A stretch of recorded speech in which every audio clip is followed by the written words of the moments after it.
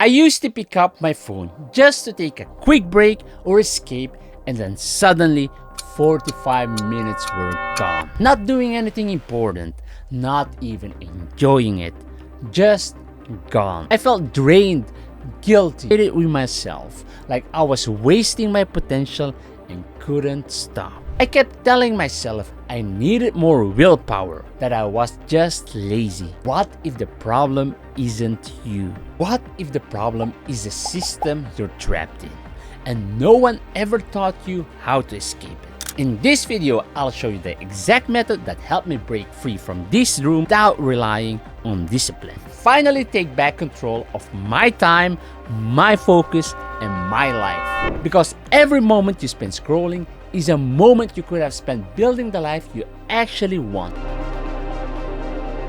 There is a reason you grab your phone, even when you don't want to. Here is the truth. Social media and apps have been precisely engineered for one thing: capture and hold our attention as long as possible. Be honest, have you ever found yourself scrolling endlessly through Facebook, TikTok, or YouTube videos? No matter how many times you seem to reach the end, more content magically appears. Or maybe you've checked your phone, hoping for an update you might have missed, even though you just checked a minute ago. Behaviors aren't random.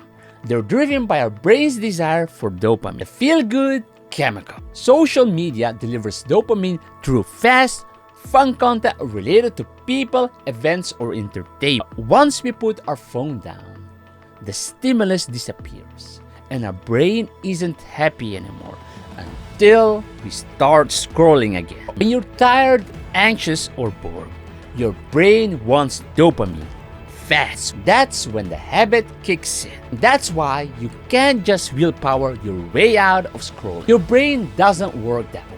So what does work? To escape the scroll trap, we need to understand the hidden system behind it: the habit loop. A habit loop is a simple model that explains how behaviors become automatic over time. It has three parts.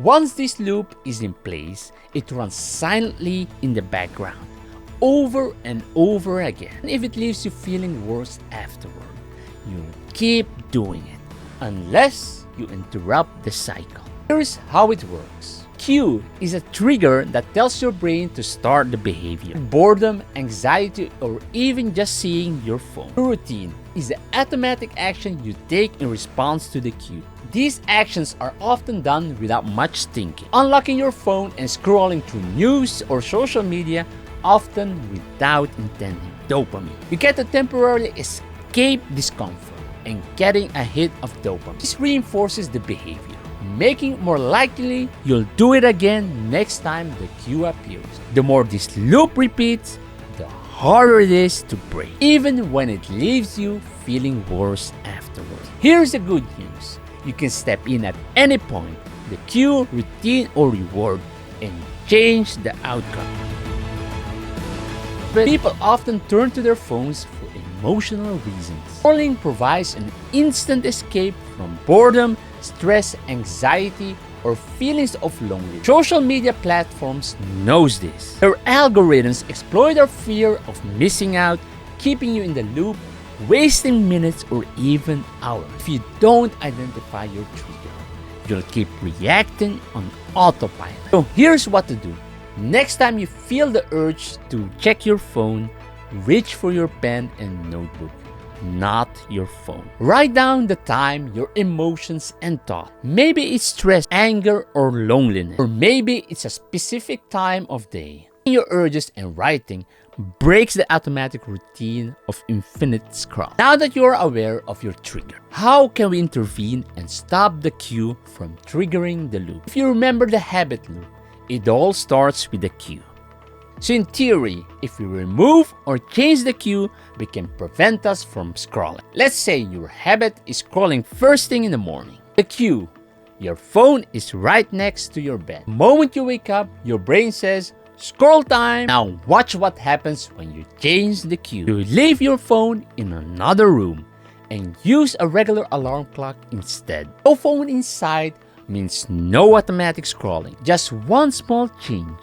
but it breaks the loop before it even begins. So if possible, remove the cue or introduce new cues. A deep breath, journal a thought, stretch for 30 seconds, drink a glass of water.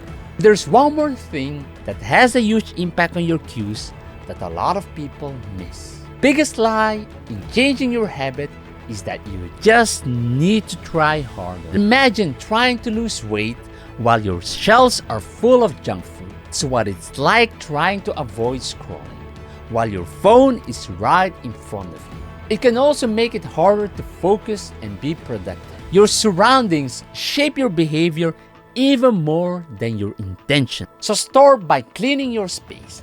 A clean and tidy space means fewer distractions and more focus. While having a clean desk or tidy room certainly avoid distraction, but it won't directly stop you from grabbing your phone and start scrolling. So it's important to get your phone out of sight. Keep your phone in another room or store it where you can't see it. Nowadays, you can even purchase a phone lock box that will temporarily restrict access to your phone for a set period. But if you decide to keep your phone near you, I suggest hiding or even deleting apps that hijack your focus.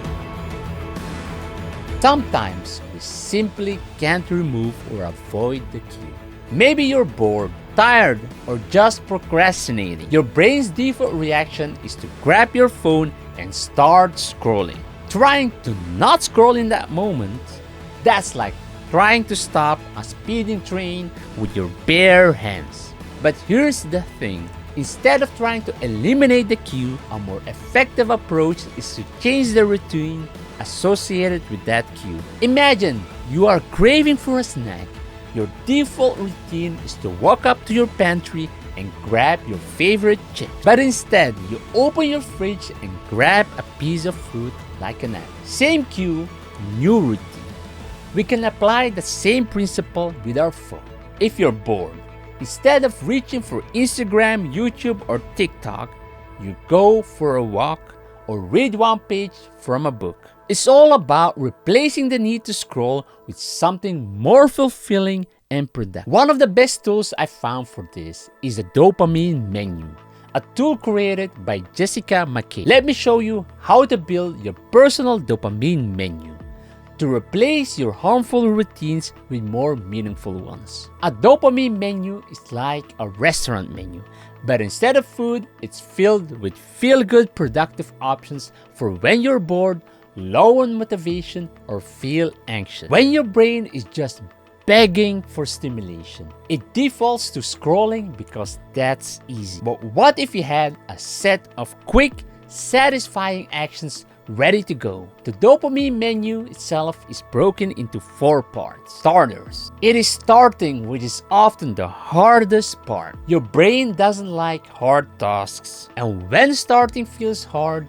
your brain defaults to scrolling. So beat this initial resistance by listing tasks that don't require a lot of effort and that you can accomplish in 15 minutes or less. Ensure that these tasks are still productive and satisfying. My starters, for example, are cleaning my desk, water my plant, complete a paragraph of my YouTube script, do 3 sets of 10 reps for a muscle group, having a cup of coffee. These are quick wins. They build momentum fast, which is exactly what your brain needs to move toward more demanding, meaningful work. And once you've built momentum, it's time to move to the main course. Mains are meaningful, fulfilling activities that give you real progress, not just a temporary escape. But unlike starters, mains usually take 30 minutes or more. You might be thinking, but mains activities take longer than a scroll session. Here's the thing. Doom scrolling often eats up 30 to 60 minutes anyway, and you end up feeling drained and not fulfilled. Activities from your mains menu take about the same time, but give energy instead of stealing it. It creates progress, not just passive consumption. So you're not really losing time. You're reclaiming it with something meaningful. Your mains might be working on your personal project, learning a new skill, cooking your favorite meal, or even going to the beach with your family. These aren't chores. They're investments in yourself. After investing that effort, you've earned a reward. Dopamine menu comes into play. So, desserts are those enjoyable dopamine hits that you intentionally treat yourself with after completing meaningful tasks. Dopamine hits. But here's the trap most people fall into. They go straight to desserts without earning them. That's why it feels like a guilty pleasure. Desserts from your dopamine menu are earned, not stolen. So after a job well done, go watch an episode of a show, play video games, go to the movies, scroll. Yes, scroll, but this time it's guilt-free. You're not escaping your life. You're rewarding your effort. That's the difference. You're in control now. But what if you're completely overwhelmed, burned out, frustrated, or ready to give up? That's where specials come in. Your emergency reset button. Specials are things that bring you a lot of joy. They're powerful because they're more costly or less convenient. You only use them when you really need to. Let's be honest, sometimes you don't need a starter, you don't need a dessert, you need space to breathe, to reset, to come back to yourself. That's when you turn to your special. For me, I hit a breaking point. Balancing a hectic project and monitoring the progress of our new home, I was mentally and physically exhausted. So I did something incredibly simple. I went on a long walk. No phone, no agenda, nature, me. It reset my entire mindset. My go-to specials are a walk in nature, taking a day off, just wandering the city with no plan. These aren't luxuries, they're lifeline. And sometimes, they're the only thing that works when nothing else does. So far, we've tackled the cue and the routine. But there's one more piece left, and it might be the most overlooked. Let's face it, your brain scrolls because it gets something out of it. That reward feels good, even if it's temporary. But if the healthy alternative doesn't give your brain the same emotional payoff, it won't stick. That's why replacing scrolling with a book doesn't always work. So ask yourself, what exactly am I getting out of this?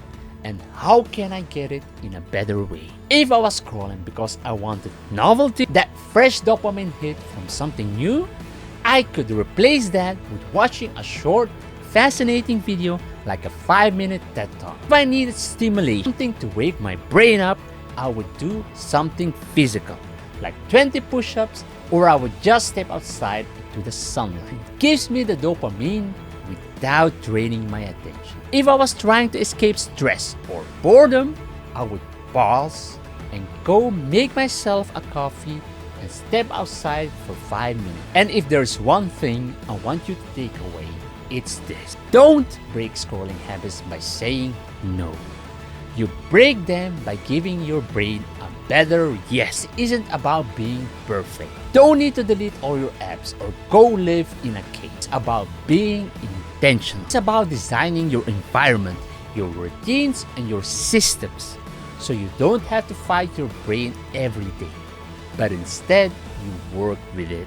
So next time you're tempted to scroll, ask yourself, what do I really need right now? Flip open your dopamine menu and choose something that moves you forward. Because your time is too valuable, your energy is too precious, and your life is worth more than the next swipe. Congratulations, you've made it this far. You've learned how to break free from the habit of endless scrolling. But what now? What do you feel that time with? That's where most people get stuck. Stopping a bad habit is one thing, but building small, positive habits that actually change your life, that's the real magic. So if you want to achieve success without much effort, watch this next video where I talk about small habits that will change your life forever. I'll show you how to take back your day, one simple habit at a time. If this video saved you 10 minutes of your life, hit the like button, smash that subscribe, and share it with your fellow scrollaholics. Thanks for watching. Now go make and your time count. And hey, comment below. What's the weirdest rabbit hole you've ever scrolled into?